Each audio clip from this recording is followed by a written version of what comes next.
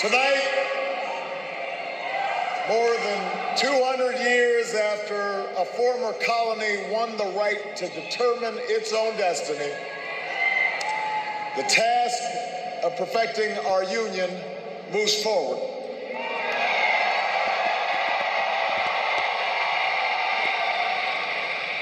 It moves forward because of you.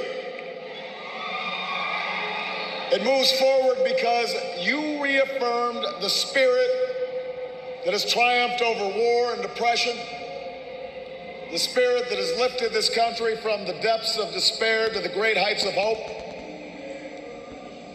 the belief that while each of us will pursue our own individual dreams, we are an American family and we rise or fall together as one nation and as one people.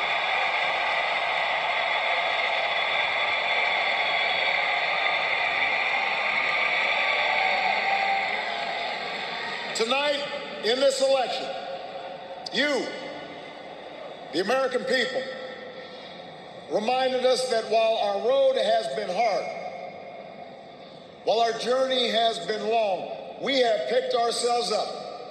We have fought our way back. And we know in our hearts that for the United States of America, the best is yet to come.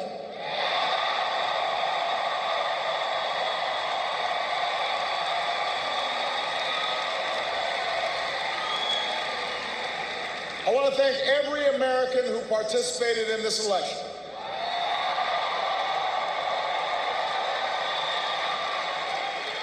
Whether you voted for the very first time or waited in line for a very long time. By the way, we have to fix that.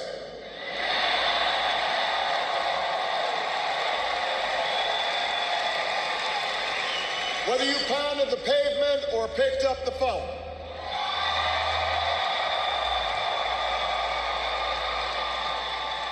Whether you held an Obama sign or a Romney sign, you made your voice heard, and you made a difference. I just spoke with Governor Romney, and I congratulated him and Paul Ryan on a hard-fought campaign.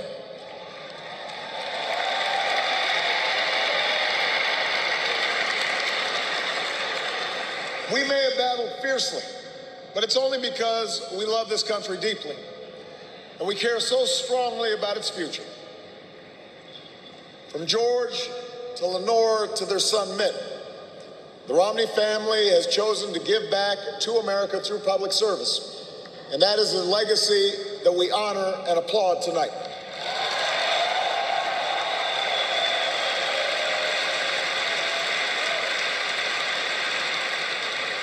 In the weeks ahead, I also look forward to sitting down with Governor Romney to talk about where we can work together to move this country forward.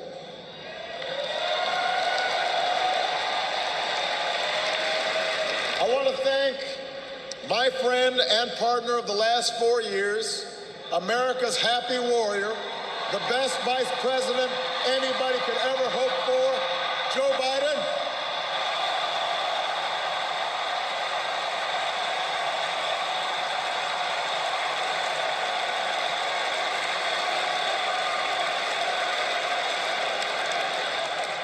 And I wouldn't be the man I am today without the woman who agreed to marry me 20 years ago.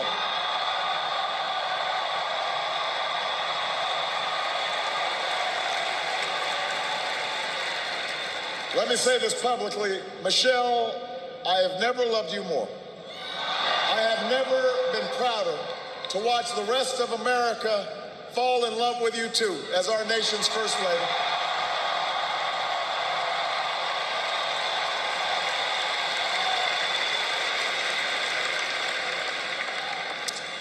Sasha and Malia, before our very eyes, you're growing up to become two strong, smart, beautiful young women, just like your mom. And I'm so proud of you guys. But I will say that for now, one dog's probably enough.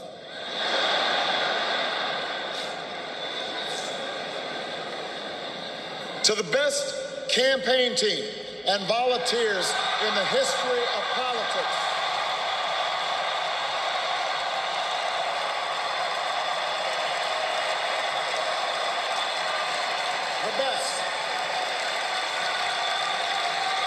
The best ever.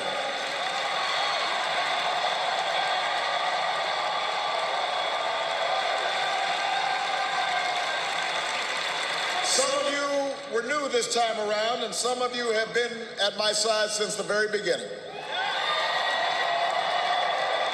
But all of you are family. No matter what you do or where you go from here, you will carry the memory of the history we made together. And you will have the lifelong appreciation of a grateful president. Thank you for believing all the way to every hill, to every valley. You lifted me up the whole way, and I will always be grateful for everything that you've done and all the incredible work that you put in.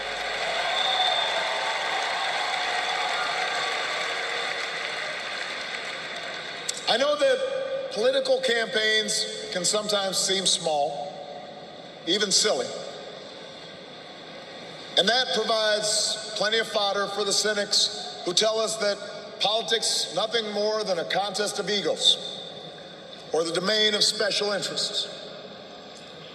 But if you ever get the chance to talk to folks who turned out at our rallies and crowded along a rope line in a high school gym, or saw folks working late at a campaign office in some tiny county far away from home, you'll discover something else. You'll hear the determination in the voice of a young field organizer who's working his way through college and wants to make sure every child has that same opportunity.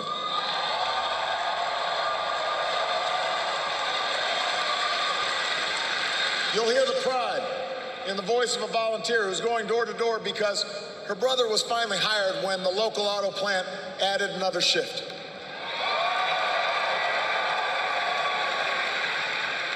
You'll hear the deep patriotism in the voice of a military spouse who's working the phones late at night to make sure that no one who fights for this country ever has to fight for a job or a roof over their head when they come home.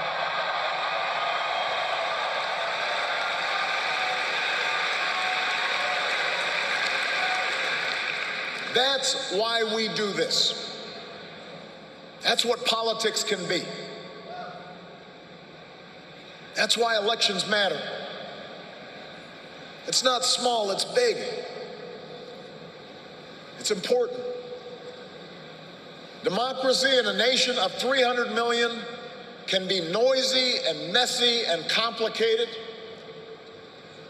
We have our own opinions.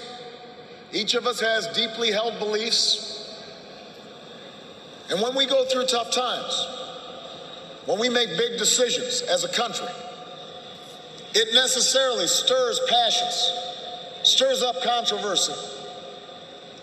That won't change after tonight, and it shouldn't. These arguments we have are a mark of our liberty. And we can never forget that as we speak, people in distant nations are risking their lives right now just for a chance to argue about the issues that matter, the chance to cast their ballots like we did today.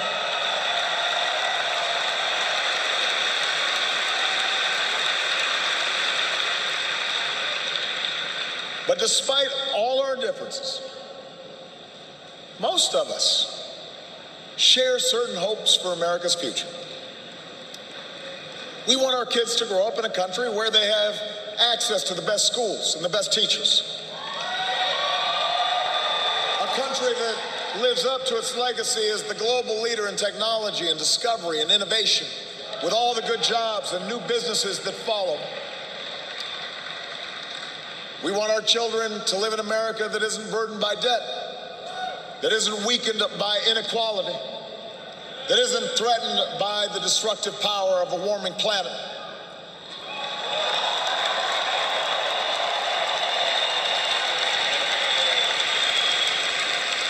We want to pass on a country that's safe and respected and admired around the world. A nation that is defended by the strongest military on earth and the best troops this world has ever known.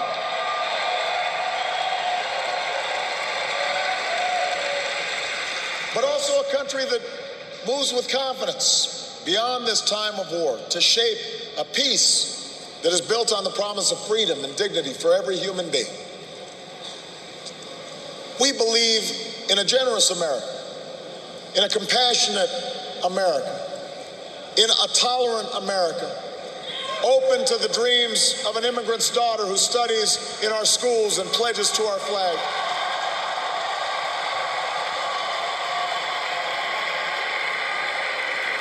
To the young boy on the south side of Chicago who sees a life beyond the nearest street corner.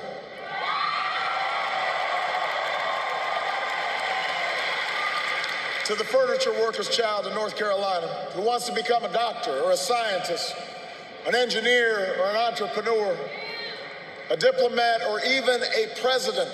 That's the future we hope for. That's the vision we share. That's where we need to go. Forward. That's where we need to go. Now, we will disagree, sometimes fiercely, about how to get there. As it has for more than 2 centuries, progress will come in fits and starts. It's not always a straight line. It's not always a smooth path. By itself, the recognition that we have common hopes and dreams won't end all the gridlock or solve all our problems or substitute for the painstaking work of building consensus and making the difficult compromises needed to move this country forward. But that common bond is where we must begin. Our economy is recovering. A decade of war is ending. A long campaign is now over.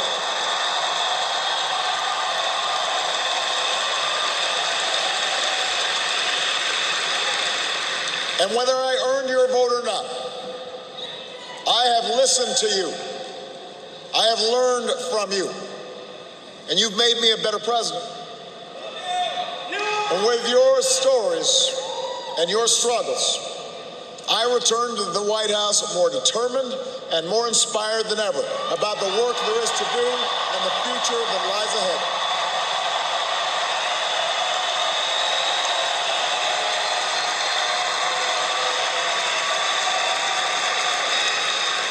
Tonight, you voted for action, not politics as usual.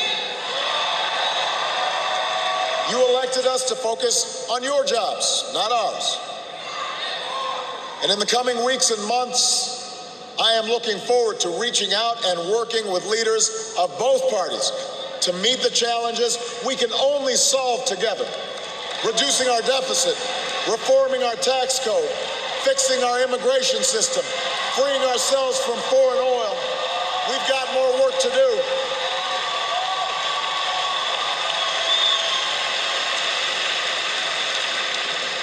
But that doesn't mean your work is done. The role of citizen in our democracy does not end with your vote. America's never been about what can be done for us. It's about what can be done by us together to the hard and frustrating but necessary work of self-government. That's the principle we were founded on. This country has more wealth than any nation, but that's not what makes us rich. We have the most powerful military in history, but that's not what makes us strong.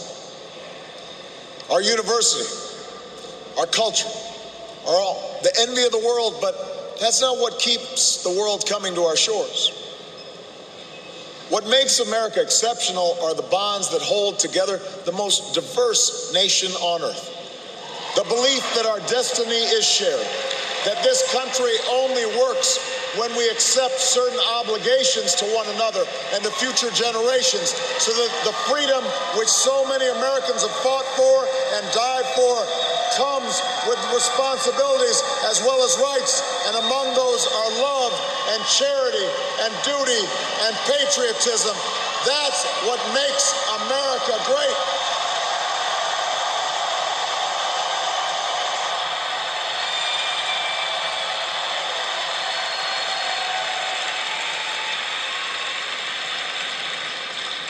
I am hopeful tonight because I've seen the spirit at work in America. I've seen it in the family business whose owners would rather cut their own pay than lay off their neighbors. And in the workers who would rather cut back their hours than see a friend lose a job.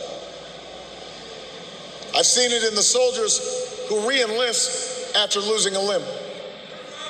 And in those SEALs who charged up the stairs into darkness and danger because they knew there was a buddy behind them watching their back.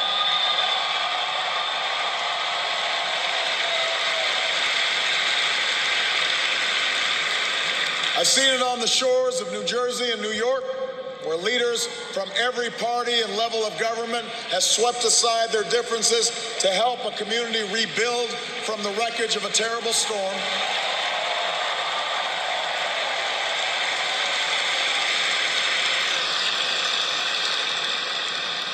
And I saw it just the other day in Mentor, Ohio, where a father told the story of his 8-year-old daughter whose long battle with leukemia nearly cost their family everything. Had it not been for health care reform passing just a few months before the insurance company was about to stop paying for her care,